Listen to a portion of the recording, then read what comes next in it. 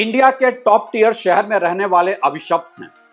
न सिर्फ price to income ratio के लिहाज से सबसे महंगे घर खरीदने के लिए, बल्कि सबसे ज्यादा प्रदूषित हवा में सांस लेने के लिए भी। दुनिया भर में जहां इस बात पर चर्चा हो रही है कि पॉल्यूशन लेवल को कैसे कम किया जाए और ज्यादातर प्रदूषित शहरों में या नेचुरल डिजास्टर प्रोन शहरों में प्रॉपर्टी की डिमांड रिलेटिवली कम हो रही है, वहीं इंडिया में सबसे ज्यादा प्रॉपर्टी की मांग बढ़ी है दिल्ली एनसीआर में। कहने की जरूरत नहीं है कि दिल्ली एनसीआर का पॉल्यूशन लेवल इसे एक ऐसा गैस चैम्बर बना रहा है जो दुनिया के सबसे प्रदूषित शहरों में दूसरे नंबर पर है। हालात इतने गंभीर हैं कि अब देश की सर्वोच्च न्यायालय में हो रही है अर्जेंट सुनवाई कि AQI एयर क्वालिटी इंडेक्स को और ज्यादा खराब होने से रोकने के लिए क्या उपाय किए जा सकते हैं और क्या तैयारी है सरकार की, है ना।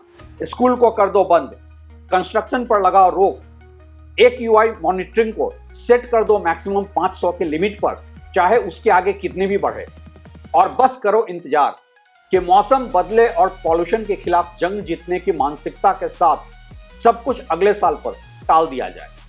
और आम जनता तो बस है एक वोट मशीन और टैक्स मशीन। कहां मांगती है ये अकाउंटेबिलिटी सरकार और प्रशासन से। और अगर गलती से भी इस पॉल्यूशन के खिलाफ करे कोई प्रोटेस्ट तो करवाओ पुलिस लाठीचार्ज और कर लो गिरफ्तार।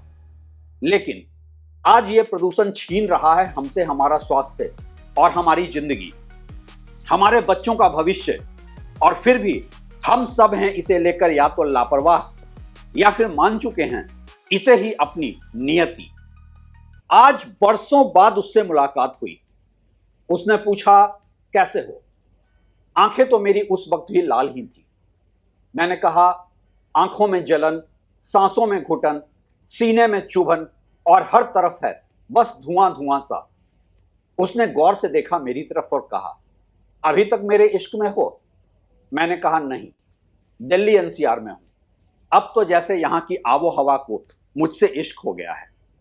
नमस्कार, आप देख रहे हैं ट्रैक टू रियलिटी और मेरा नाम है रवि सिन्हा।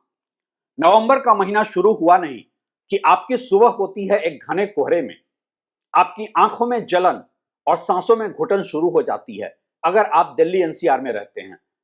बच्चों को सुबह से शाम तक फेस मास्क पहनाकर आप दिल को बस तसल्ली दे सकते हैं कि वो सेफ हैं। लेकिन इस शहर की आबो हवा और सरकारी लापरवाही इन बच्चों से भी छीन रही है इनका बचपन। अलग अलग रिपोर्ट्स बताती है कि दिल्ली एनसीआर में आज एक 5 साल के बच्चे का लंग, फेफड़ा 40 साल के चेन स्मोकर जैसा है। और इन बच्चों की गलती ये नहीं है कि पैदा होते ही ये सिगरेट पीने लगे हैं, बल्कि गलती सिर्फ इतनी है कि इन्होंने यहां की हवा में सांस लेने की गुस्ताखी की है। पैदा होते ही अपनी उम्र का 8-10 साल गंवा दिया है यहां की प्रदूषित हवा में। वैसे तो देश के 100 से भी ज्यादा शहरों का भी कमोबेश यही हाल है।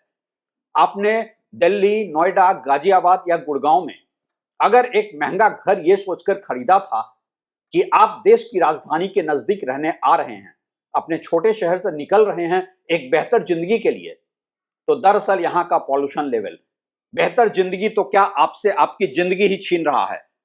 आप तो अभिशप्त हैं एक ऐसी जिंदगी जीने को जहां हर सांस आपके फेफड़े को हर दिन जला रही है। आप सिगरेट अगर ना भी पीते हैं तो कई सिगरेट का जहरीला धुआं जा रहा है आपके फेफड़ों में, और ये आपको बीमार, बहुत ही बीमार बना रहा है। आज दिल्ली एनसीआर का बढ़ता प्रदूषण सिर्फ एक इन्वायरमेंटल इशू नहीं रह गया है, यह तो एक पब्लिक हेल्थ इमरजेंसी बन गया है। आंकड़े गवाह हैं कि दिल्ली में 15% मौत की वजह है एयर पॉल्यूशन, और IHME institute for health matrix and evaluation की एक रिपोर्ट के अनुसार यह पॉल्यूशन सबसे बड़ा हेल्थ रिस्क है देश की राजधानी में। AQI.com की एक रिसेंट रिपोर्ट के अनुसार विश्व के 100 सबसे प्रदूषित शहरों में 94 इंडिया में ही हैं। यूं तो प्रदूषण का यह पब्लिक हेल्थ इमरजेंसी पूरे देश की ही रियलिटी बनती जा रही है, लेकिन सबसे ज्यादा खराब स्थिति नॉर्थ इंडिया में है, जहां की दिल्ली, गुड़गांव, गाजियाबाद, नोएडा जैसे शहर हेजार्डस यानी कि जहरीले एयर क्वालिटी लेवल तक पहुंच चुके हैं। क्या होता है AQI लेवल? आम लोगों की भाषा में AQI यानी कि एयर क्वालिटी इंडेक्स का नंबर मानदंड है कि हवा में कितने पॉल्यूटेंट हैं और इनका स्वास्थ्य पर क्या प्रभाव पड़ सकता है। AQI लेवल 50 तक ठीक है और इससे स्वास्थ्य पर कोई ऐसा दुष्प्रभाव नहीं पड़ता है। AQI 50 से 100 होने का मतलब है कि पॉल्यूशन लेवल बढ़ा हुआ तो है लेकिन मैनेजेबल है और ज्यादातर हेल्दी लोगों के लिए एक्सेप्टेबल है। AQI 101 से 150 में पॉल्यूशन लेवल बढ़ा हुआ हो तो होता है, लेकिन यह सिर्फ सेंसिटिव लोगों के लिए हेल्थ प्रॉब्लम है। AQI 151 से 200 का मतलब है कि पॉल्यूशन लेवल अब अनहेल्दी है और हर किसी के लिए एक हेल्थ रिस्क है। सेंसिटिव लोगों के लिए तो ज्यादा ही रिस्क है। AQI 200 से 300 बहुत ही ज्यादा अनहेल्दी है और इसमें हर कोई सीरियस हेल्थ रिस्क में है। AQI 300 से 400 तो सीरियस लेवल है, कई बीमारियों की वजह है, और 400 से ऊपर है हेल्थ इमरजेंसी जो कि जानलेवा है। अब दिल्ली में तो दिवाली के बाद के AQI 795 से 999 अलग अलग इलाकों में पाया गया था और कुछ एरियाज में तो 1700 तक। सवाल यह उठता है कि आखिर हर साल अक्टूबर से जनवरी के बीच इतना पॉल्यूशन क्यों होता है दिल्ली में। कुछ तो जिम्मेदार है इंडिया की ज्योग्राफिकल लोकेशन और इसके बाद इसकी 4 प्रमुख वजह है। गाड़ियों से होने वाला pollution, industrial pollution, construction pollution और फार्मिंग का स्टबल बर्निंग यानी पराली जलाना। दिल्ली में 1.2 करोड़ रजिस्टर्ड व्हीकल हैं और अगर हम पूरे NCR के व्हीकल को जोड़ दें तो यह मुंबई, चेन्नई, कोलकाता के कुल मिलाकर गाड़ियों से भी ज्यादा है। और क्या आप सोच भी सकते हैं कि कितना होता है कंस्ट्रक्शन वेस्ट यहां? 6,850 टन कंस्ट्रक्शन वेस्ट निकलता है यहां, और वो भी हर दिन। आप कंस्ट्रक्शन साइट पर खुद देख सकते हैं कि कोई ग्रीन नेट नहीं होता है, कोई वाटर गन नहीं होता है और मलबे को टॉप फ्लोर से नीचे ऐसे ही खुले में फेंका जाता है। हां, यदा कदा NGT, नेशनल ग्रीन ट्रिब्यूनल का फाइन होता रहता है, लेकिन fine is fine then preventive measures in builders के लिए। NGT और पॉल्यूशन कंट्रोल बोर्ड के गाइडलाइंस का कॉम्प्लायंस रेट 30% भी नहीं है कंस्ट्रक्शन सेक्टर में, और ऐसा इसलिए कि इसकी मॉनिटरिंग भी प्रॉपर होती नहीं है। बात अगर स्टबल बर्निंग की करें तो mid October to mid November 35 million paddy crop का स्टबल यहां बर्न होता है, और यह इसलिए कि किसानों को नेक्स्ट हार्वेस्ट के लिए इसे 20 दिन में ही जलाना पड़ता है।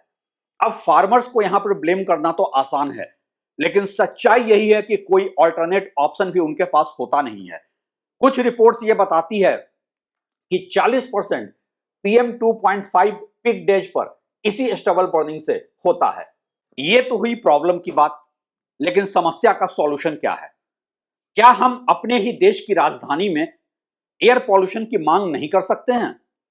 अगर किया ज्यादा डिमांड या कोई प्रोटेस्ट तो फिर होती है पुलिस लाठीचार्ज और गिरफ्तारी। सवाल तो यह भी है कि आखिर है क्या इसका सॉल्यूशन और कैसे किया है दूसरे देशों ने ऐसे भयावह एयर पॉल्यूशन पर कंट्रोल? कोई ऐसा ग्लोबल केस स्टडी है क्या?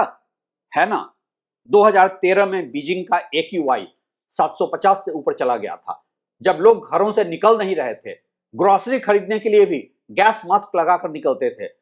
इंटरनेशनल मीडिया, माफ कीजिएगा, यह वेस्टर्न मीडिया ही है, और इस मीडिया को ऐसे भी चाइना पसंद नहीं है और इसलिए चाइना का नाम दिया गया एयरपोकैलिप्स। उस समय यहां की स्थिति इतनी खराब थी कि विजिबिलिटी 20 मीटर की भी नहीं रह गई थी। इतनी कम हो गई थी कि आप रोड में एक साइड से दूसरी साइड नहीं देख सकते थे। लेकिन 2024 में वही बीजिंग हेवी पॉल्यूशन डे महीनों नहीं, दिनों में भी नहीं, सिंगल डिजिट के दिन में गिरने लगा था।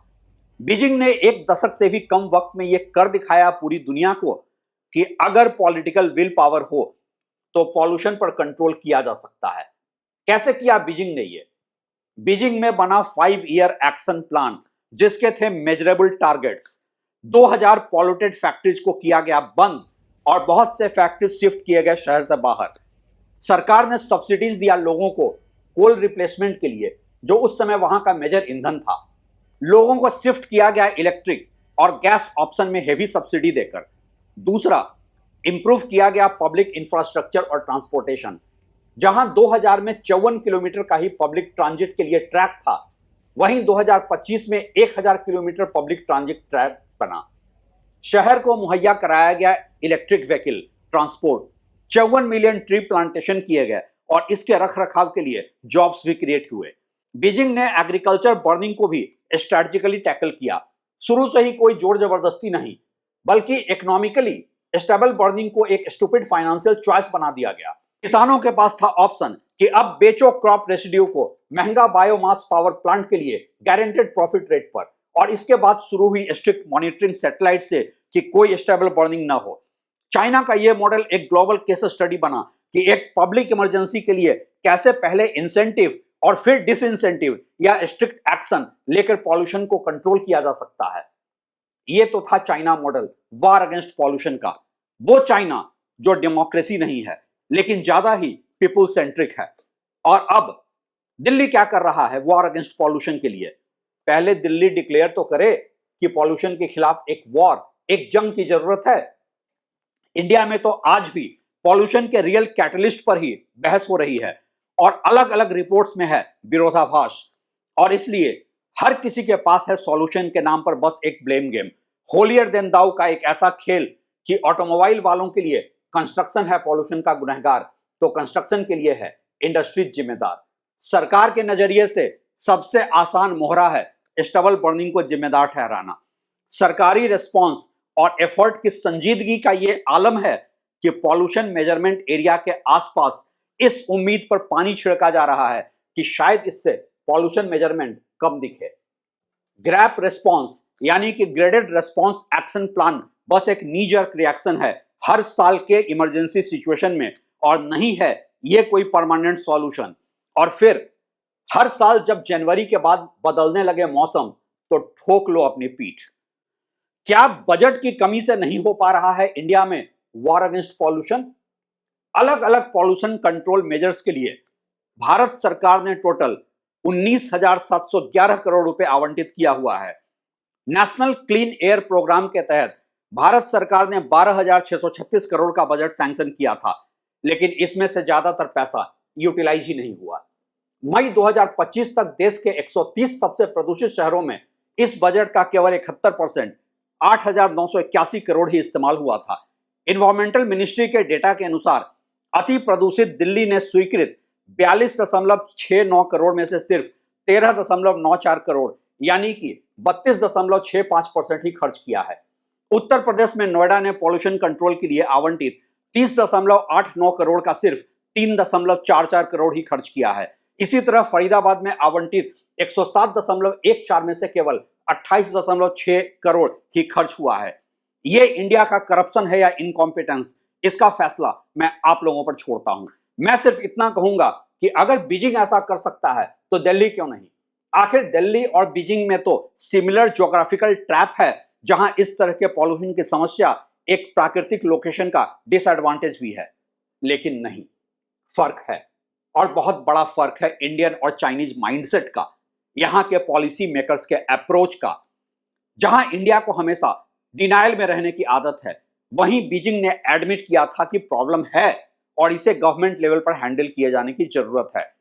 आप कभी भी किसी फोरम में चाइना का उदाहरण दें तो सुनने को मिलेगा कि वहां हो जाता है क्योंकि डेमोक्रेसी नहीं है, और अगर आप उदाहरण जर्मनी या किसी डेवलप्ड नेशन का दें तो जस्टिफिकेशन ये कि वहां की पॉपुलेशन है ही कितनी, हो जाता है इतने छोटे से डेमोग्राफी में। मतलब कि चाहे कुछ भी हो अपनी गलती मत मानो और रहो डिनायल में। और पॉल्यूशन को लेकर तो डिनायल कुछ ऐसा कि गवर्नमेंट बैक्ड एप्स जैसे कि सफर और समीर तो 500 से ऊपर का AQI को ट्रैक ही नहीं करते हैं। बीबीसी की एक रिपोर्ट के अनुसार अपर लिमिट सेट कर दी गई है 500 AQI पर, लेकिन ये जो पॉल्यूटेंट्स हैं हवा में, चाहे PM 2.5 हो, PM 10, nitrogen dioxide, sulphur dioxide, carbon monoxide या ओजोन, ये सब कब किसी सरकार से पूछकर फैलते हैं? चाइना ने वार अगेंस्ट पॉल्यूशन वैसे ही किए जैसे कि ये हो कोई नेशनल मिशन। चाइना का पॉल्यूशन के खिलाफ अभियान एक इंसेंटिव ड्रिवन अप्रोच था, जहां की लोकल ऑफिशियल का प्रमोशन एयर क्वालिटी लिंक कर दिया गया था। टारगेट मिस करो तो प्रमोशन नहीं मिलेगा, बार बार मिस करो तो गई नौकरी। 18,199 ऑफिशियल्स तो पहले राउंड में ही जिम्मेदार ठहराए गए थे। दरअसल हमारे देश में किसी भी क्राइसिस से निपटने की मानसिकता पॉलिसी मेकर्स की है ही नहीं, और अकाउंटेबिलिटी, जिम्मेदारी डिमांड करने की मानसिकता सिटीजन्स की नहीं है। आपके पास पैसे हैं ना, सो आप खरीद लें महंगे एयर प्यूरिफायर, चाहे कीमत हो कोई 50,000 या 2.5 लाख, और होने दें कॉमोडिफिकेशन ब्रीदिंग बिजनेस का भी। आपका सांस लेना भी बन जाए रोजगार कैपिटलिस्ट क्लास का। लेकिन गरीब करे तो क्या करे? आप 5 किलो राशन फ्री में दे सकते हैं, लेकिन क्या 5 मिनट के लिए भी साफ हवा नहीं दे सकते? सो वो मरता है तो मरे।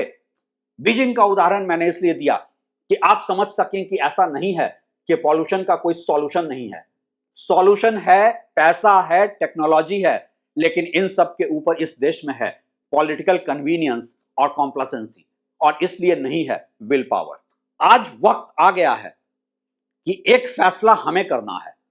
क्या हम पॉल्यूशन को अपना एजेंडा बनाकर सरकार से अकाउंटेबिलिटी की डिमांड करेंगे? पूछेंगे कि हमारे बच्चों की सांसों में घुलते जहर का जिम्मेदार कौन?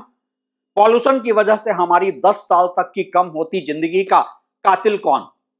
मेरा जवाब है यह वीडियो और इसमें उठाए गए सवाल, और आपका इंतजार रहेगा आपके जवाब का। शुक्रिया।